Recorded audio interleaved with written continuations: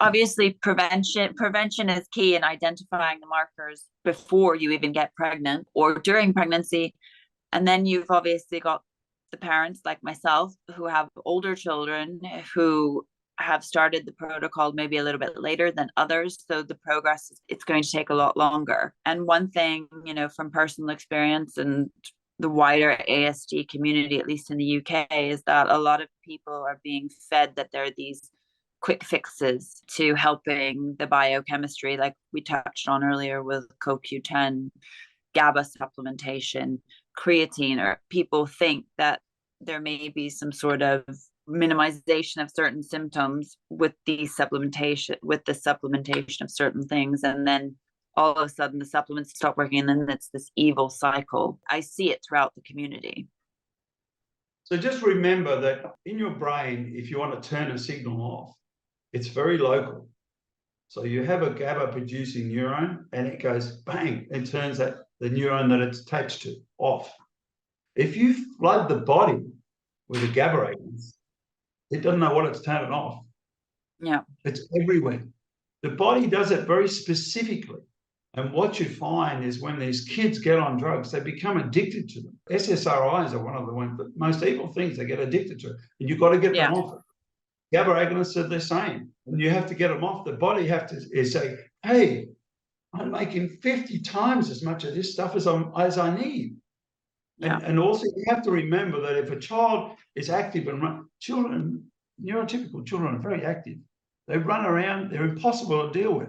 They've got so much energy, they're running over this and doing everything. If you have a child who's sort of doing that and then you feed them something or give them something and they don't do it, don't be thinking you're fixing them. Yeah. You might just be dumbing them down so they're sitting in a semi-stuporous state that you can deal with. Let's not fix the child. Remember, development takes a while. You can't do that in 30 seconds. It's not an aspirin. No. They've still got to play catch up. They've still got to myelinate the nerves. Everything, all the computer has to sit and make all its connections. It has to reinforce the connections. So the brain has to learn. There's 5 layers of processing in the brain. You go into the British Museum, it's got a fantastic diagram of what's going on. But one of the things that just amazes me about development is you've got 2 eyes. You get 2 signals from those eyes. You have to merge them. You have to convert them into 3D. You have to overlap the colors of those 2 signals. And then you have to find something that's clear. That requires myelination. And one of the things with the kids is often they turn sideways and look at you with one eye, if you're lucky. They can't merge the 2 signals. So you have to really be a little cognizant of, it's fascinating what's going on in the brain, which is probably why I like, dealing with this, but it's just absolutely fascinating. It's well understood by those who really, really know. It's poorly understood by most of us, the general public. And we just don't realize, how much of a supercomputer we're building and all the intensity, all the learning that has to go. And also, you may be multilingual. And I'm sort of I've learned a bit of that and a bit of French, but we tried to learn Spanish. And I can tell you, learning a new language as an adult is quite hard.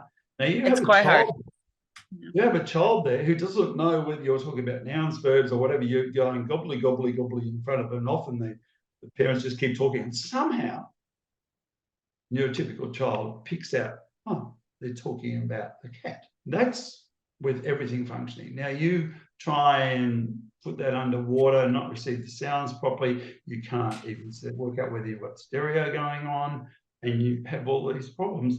Be patient with the children. They have to learn all of that stuff that we all took for granted with kids. They still have to do it. They still have to do all that processing. 5 layers of processing. Imagine sitting down in your lounge room with a whole bunch of wiring and then try to get 5 layers of that working. And you're not an electrician.